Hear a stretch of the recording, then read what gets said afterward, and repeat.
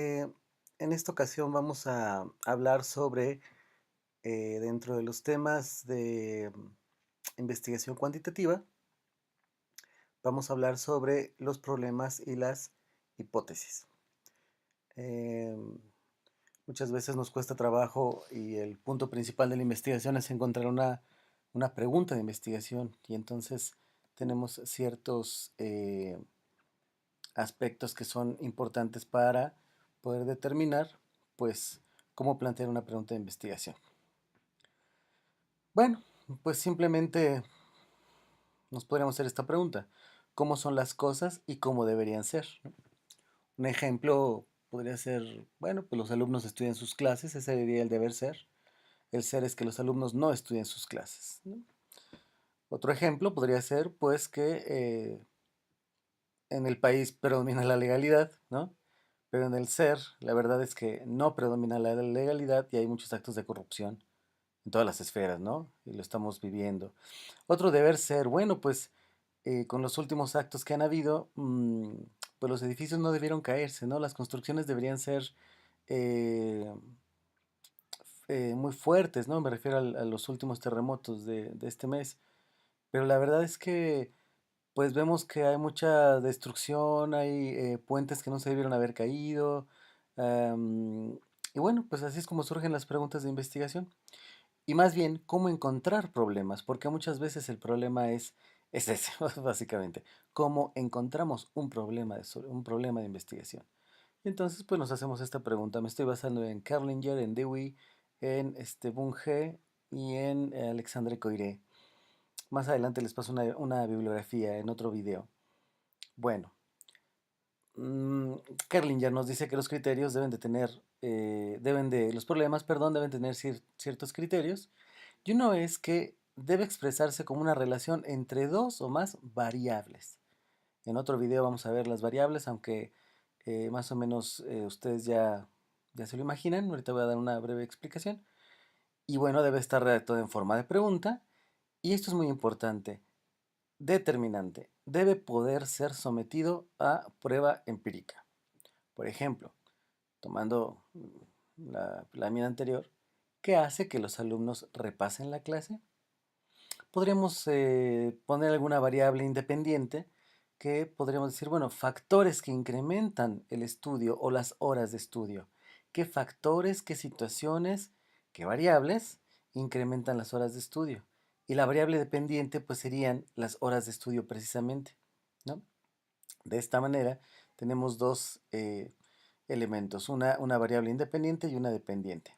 ¿Pero qué es una variable? Bueno, básicamente una variable es lo que no es una constante, o sea, cualquier cosa que varía. El peso, la talla, el color de los ojos, la inteligencia, la ansiedad, el estrés, el rendimiento laboral, no sé, la depresión, la trastorno de estrés postraumático, quién tiene, quién no tiene, cualquier cosa que varíe. Decíamos que habría que relacionar las variables, ¿no? Y entonces en la hipótesis vamos a relacionar esas variables, pero de una forma conjetural. Ujú. Y esto es muy importante. Las variables tienen que ser medibles. Estamos hablando de investigación cuantitativa, ¿no? En otro momento vamos a hablar de otro video de investigación cualitativa y es pues todo aquello que no se puede medir. Entonces aquí tenemos una hipótesis y dice que el estrés laboral aumenta la probabilidad de presentar malestar físico, ¿no? Eh, bueno, ¿cuáles son las variables? Pues tenemos estrés laboral, puede variar, claro que sí. Malestar físico puede variar, claro que sí. Entonces tenemos dos variables. Esta es una hipótesis bivariada y podríamos identificar la variable independiente, que es la causa, pues sí, es el estrés laboral, y la variable dependiente en este caso es el malestar físico. Eh, Muchas veces tenemos problemas al identificar variable independiente y dependiente cuando establecemos hipótesis de tipo circular. Por ejemplo, en alguna tesis de uno de mis alumnos, esta era una de las preguntas de un comité. Decían, bueno, la depresión, los síntomas depresivos afectan el rendimiento académico, el promedio, o el promedio es el que causa la depresión. Me deprimo porque me fue mal o tengo depresión y me va mal. Bueno, aquí una forma de resolverlo es, para no tener una explicación circular, una forma de resolverlo es ir a la literatura y entonces retomar los estudios que se han hecho, por supuesto, y decir, no, bueno, hay evidencia de que los síntomas depresivos afectan eh, la situación escolar, el promedio. ¿Por qué? Porque además la depresión pues afecta a varias esferas, ¿no? Afecta a las relaciones interpersonales, afecta la forma de ver el mundo, el estado de ánimo y en las relaciones de pareja, ¿no? Laborales incluso. Y entonces en esta hipótesis pues nosotros decíamos que había esa dirección, ¿no? Aunque era una correlación y una no explicaba la otra, bueno, también se puede hacer una regresión simple bivariada. ¿No? Entonces, en este caso, nosotros estamos diciendo que a medida que aumenta el estrés laboral, pues aumenta el malestar físico. Podríamos poner otras variables, ¿no? Podríamos decir el clima laboral perjudicial, em, que será, pues, disminuye la motivación de los docentes, por ejemplo, ¿no? La mala gestión administrativa, pues, entorpece la productividad de la empresa, ¿no? Pueden ser muchas, muchas variables, ¿no? Eh, el alcoholismo genera más violencia, por ejemplo. Bueno, aquí en este caso, regresando, ¿se puede medir el estrés laboral? Pues sí, hay muchas escalas de estrés laboral, ¿no? Tenemos muchos instrumentos para medir estrés laboral. Hay otros que miden ya un poco más allá del estrés, el burnout o el síndrome de desgaste físico, ¿no? Nosotros tenemos una prueba en docentes que es antes del estrés, que es la presión laboral. Pero entonces, sí, se puede medir el estrés laboral, perfecto. ¿Se puede medir también el malestar físico? Claro que sí. Preguntándole a la persona si ese malestar físico está asociado con estrés laboral o correlacionando, si tenemos datos de una empresa, correlacionar el número y la razón de las incapacidades con los niveles de estrés que presenta una empresa. Entonces, bueno, pues en este caso se puede medir sin problema alguno y ya tenemos una hipótesis. ¿Por qué son importantes los problemas e hipótesis en la investigación? Pues primero porque nos dan un camino, guían la investigación. Esas preguntas y esos problemas que queremos resolver, pues nos van dando un panorama, ¿no? Como hacia dónde queremos ir, pero el camino lo va guiando los problemas y las hipótesis.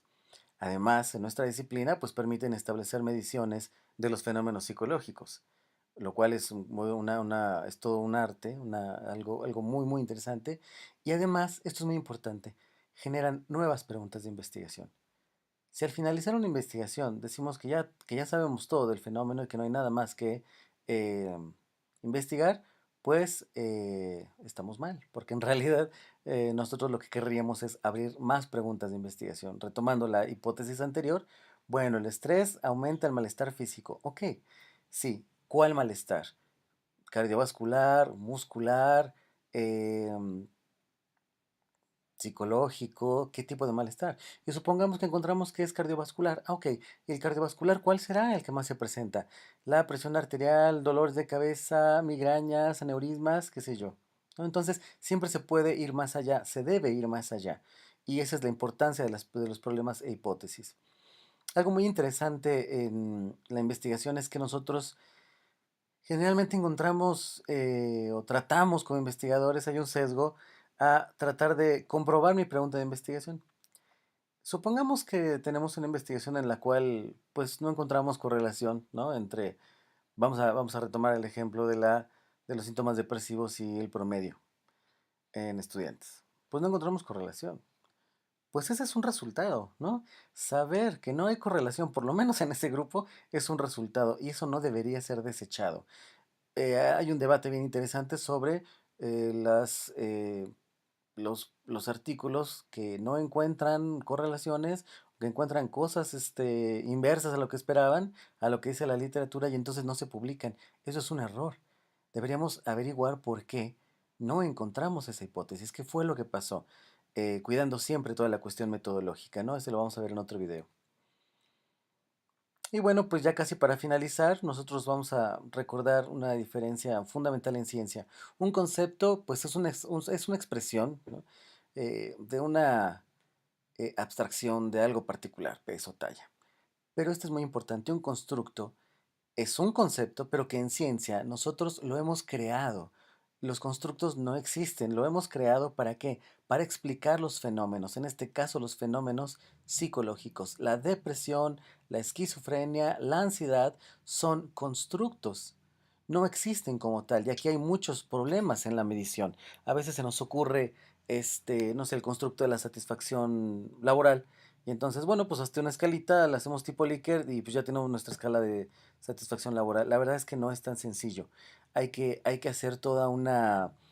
lleva toda una metodología el constructo. En otro video vamos a hablar del texto de Lazarsfeld, precisamente de los índices empíricos y los constructos. Y bueno, pues ya para finalizar hablábamos de tipos de variables, ¿no? Variables independientes que serían las causas y variables dependientes que serían las consecuencias. Hasta aquí esta clase de problemas e hipótesis. Recuerden mandarme un correo o dejar comentarios acá abajo. Saludos.